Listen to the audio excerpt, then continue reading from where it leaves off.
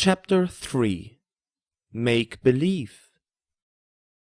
Although Momo listened to grown-ups and children with equal sympathy and attention, the children had a special reason for enjoying their visits to the amphitheater as much as they did. Now that she was living there, they found they could play better games than ever before. They were never bored for an instant, but not because she contributed a lot of ingenious suggestions. Momo was there and joined in, that was all. But for some reason, her mere presence put bright ideas into their heads. They invented new games every day, and each was an improvement on the last. One hot and sultry afternoon, a dozen or so children were sitting around on the stone steps waiting for Momo, who had gone for a stroll nearby, as she sometimes did. From the look of the sky, which was filled with fat black clouds, there would soon be a thunderstorm.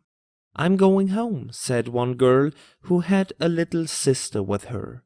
"Thunder and lightning scares me." "What about when you're at home?" asked a boy in glasses. "Doesn't it scare you there?" "Of course it does," she said. "Then you may as well stay," said the boy. The girl shrugged her shoulders and nodded. After a while she said, "But maybe Momo won't turn up."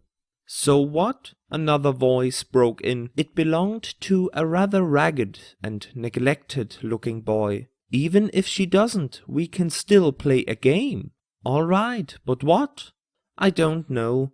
Something or other." "Something or other's no good. Anyone got an idea?"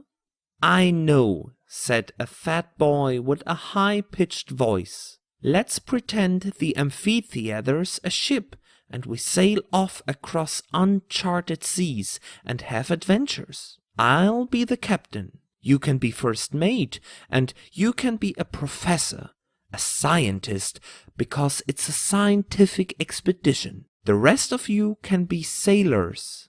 "What about us girls?" came a plaintive chorus. "What'll we be?" "Girl sailors, it's a ship of the future." The fat boy's idea sounded promising. They tried it out, but everyone started squabbling and the game never got under the way. Before long, they were all sitting around on the steps again, waiting. Then Momo turned up and everything changed. The Argo's bow rose and fell. It rose and fell as she swiftly but steadily steamed through the swell towards the South Coral Sea.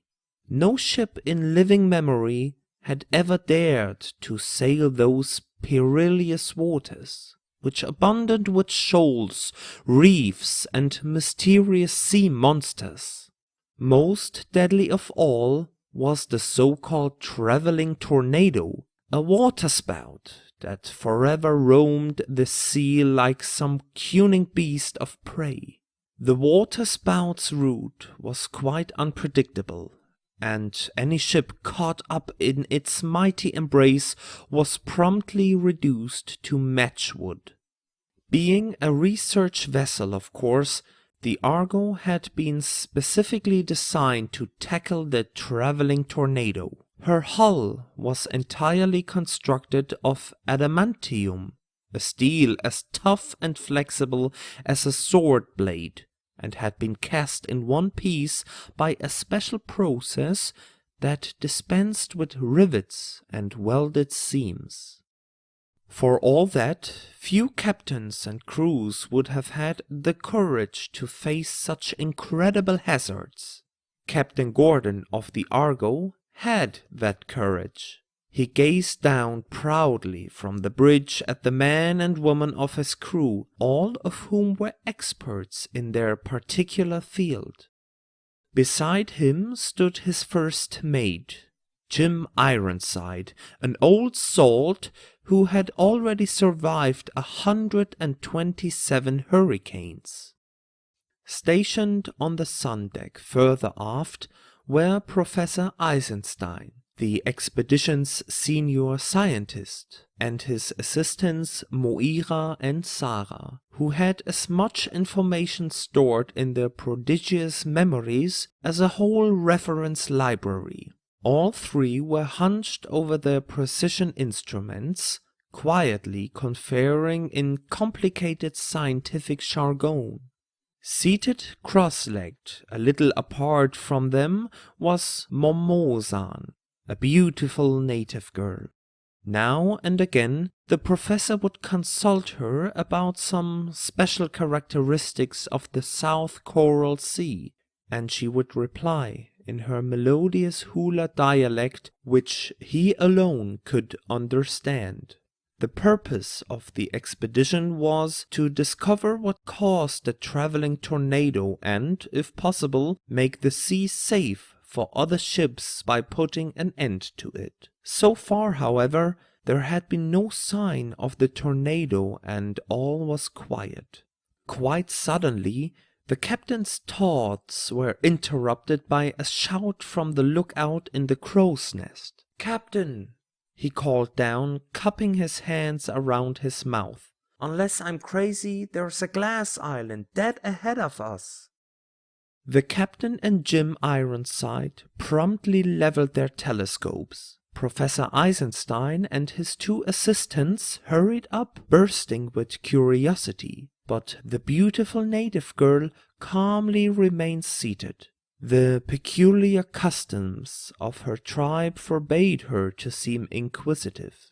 When they reached the glass island, as they very soon did, the professor scrambled down a rope ladder and gingerly stepped ashore.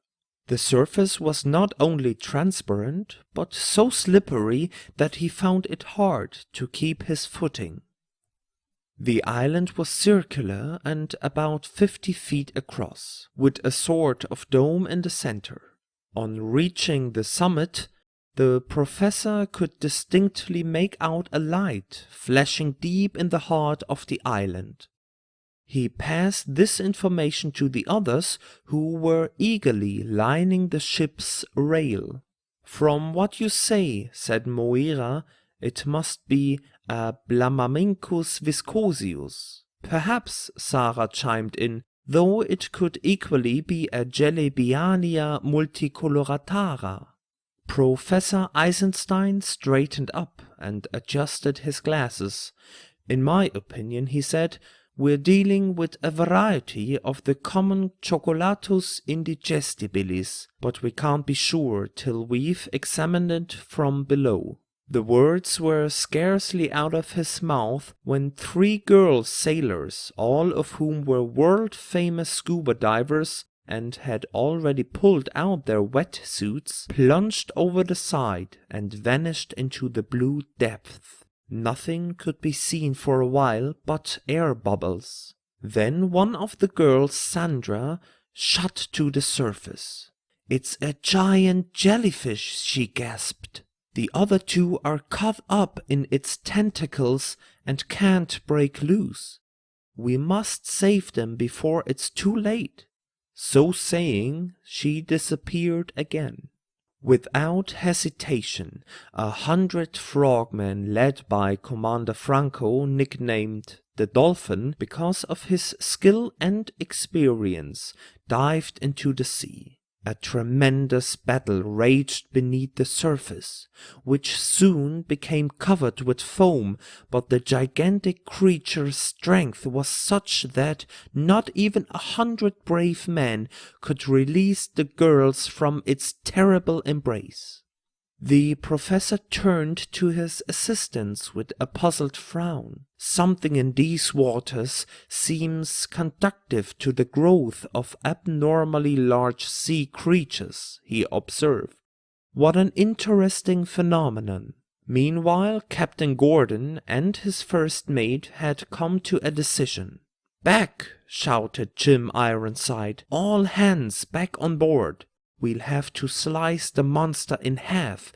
It's the girl's only hope." Dolphin Franco and his frogmen climbed back on board. After going astern for a short distance, the Argo headed straight for the jellyfish at maximum speed. The steel ship's bow was as sharp as a razor. Without a sound, almost without a jolt, it sliced the huge creature in half. Although this maneuver was fraught with danger for the girls entangled in its tentacles, Jim Ironside had gauged his course to within a hair's breadth and steered right between them. Instantly, the tentacles on each half of the jellyfish went limp and lifeless, and the trapped girls managed to extricate themselves. They were welcomed back on board with joy. Professor Eisenstein hurried over to them. "It was all my fault," he said. "I should never have sent you down there. Forgive me for risking your lives like that." "There's nothing to forgive, Professor," one of the girls replied with a carefree laugh. "It's what we came for after all." "Danger's our trade," the other girls put in. But there was no time to say more. Because of the rescue operation, the captain and his crew had completely forgotten to keep watch on the sea. Only now, in the nick of time, did they become aware that the traveling tornado had appeared on the horizon and was racing towards them. An immense roller tossed the Argo into the air, hurled her onto her side, and sent her plummeting into a watery abyss. Any crew less courageous and experienced than the Argos would have been washed overboard or paralyzed with fear by this very first onslaught, but Captain Gordon stood foursquare on his bridge as though nothing had happened, and his sailors were just as unperturbed. Momo-san, the beautiful native girl, being unaccustomed to such storm-tossed seas, was the only person to take refuge in a lifeboat. The whole sky turned pitch black within seconds. Shrieking and roaring, the tornado flung itself at the Argo, alternately catapulting her sky high and sucking her down into cavernous troughs. Its fury seemed to grow with every passing minute as it strove in vain to crush the ship's steel hull. The captain calmly gave orders to the first mate, who passed them on to the crew in a stentorian voice. Everyone remained at his or her post. Professor Eisenstein and his assistants, far from abandoning their scientific instruments, used them to estimate where the eye of the storm must be, for that was the course to steer. Captain Gordon secretly marveled at the composure of these scientists, who were not after all as closely acquainted with the sea as himself and his crew. A shaft of lightning zigzagged down and struck the ship's hull, electrifying it from stem to stern. Sparks flew whenever the crew touched anything, but none of them was worried. Everyone on board had spent months training hard for just such an emergency. The only trouble was, the thinner parts of the ship, cables and stanchions, for instance, began to glow like the filament in an electric light bulb, and this made the crew's work harder, despite the rubber gloves they were wearing. Fortunately, the glow was soon extinguished by a downpour heavier than anyone on board, with the exception of Jim Ironside, had ever experienced. There was no room for any air between the raindrops. They were too close together, so they all had to put on masks and breathing apparatus. Flashes of lightning and peals of thunder followed one another in quick succession. The wind howled, and mast-high breakers deluged everything with foam. With all engines running full ahead, the Argo inched her way forward against the elemental might of the storm. Down below in the boiler rooms, engineers and stockers made superhuman efforts. They had lashed themselves in place with stout ropes so that the ship's violent pitching and tossing would not hurl them into the open furnaces. But when at long last the Argo and her crew reached the innermost eye of the storm, what a sight confronted them! Gyrating on the surface of the sea, which had been ironed flat as a pancake by the sheer force of the storm, was a huge figure.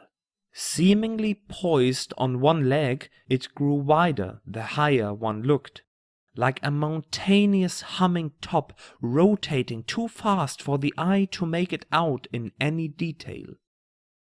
"A Teetotum elasticum!"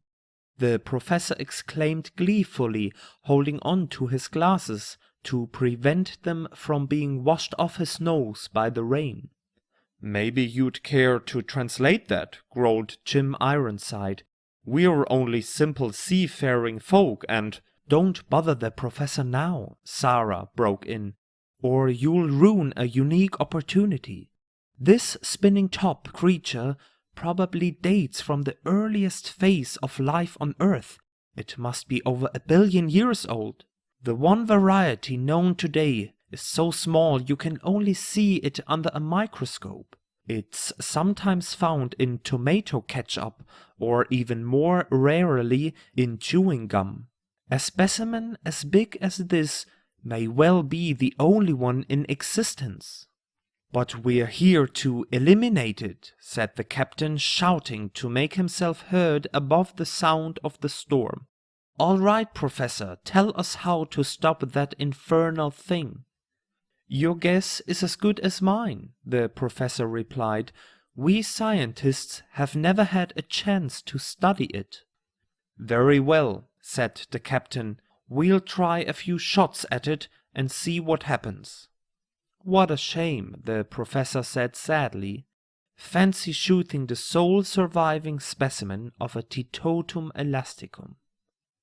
But the anti-friction gun had already been trained on the giant spinning top. "Fire!" ordered the captain.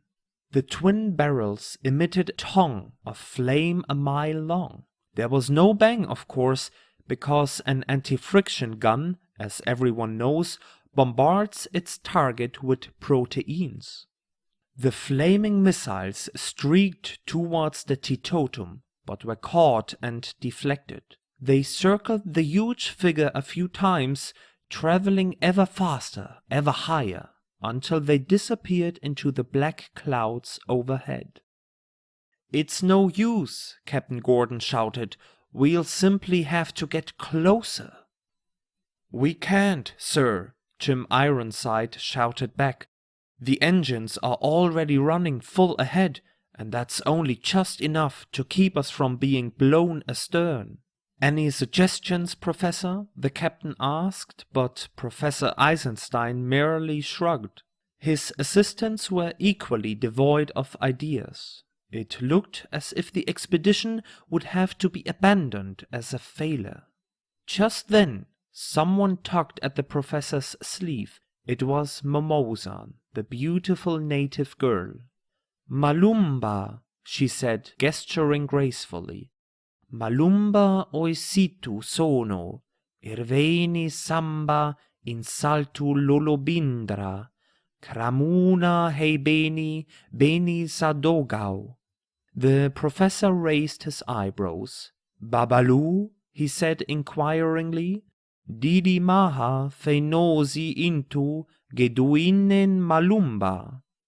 The beautiful native girl nodded eagerly. "Dodo aufa, shulamat va vada," she replied.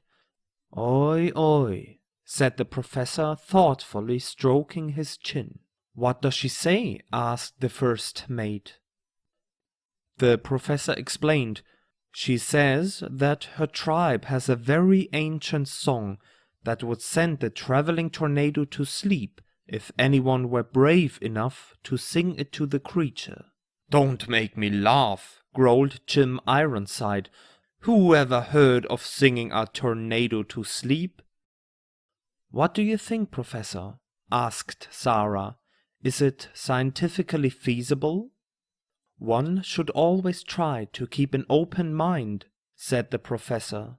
Many of these native traditions contain a grain of truth.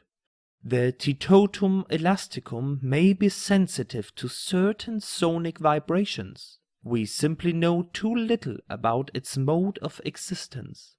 It can't do any harm, the captain said firmly, so let's give it a try. Tell her to carry on. The professor turned to Momo-san and said, Malumba didi oizafal, huna huna vavadu? She nodded and began to sing a most peculiar song. It consisted of a handful of notes repeated over and over again. Eni meni alubeni, vanatai susurati. Eni meni alubeni, vanatai susurati. The tune and the words were so easy to remember that the rest joined in one after another until the entire crew was singing, clapping, and cavorting around in time to the music. Nothing could have been more astonishing than to see the professor himself and that old sea dog Jim Ironside singing and clapping like children in a playground. And then, lo and behold, the thing they never thought would happen came to pass.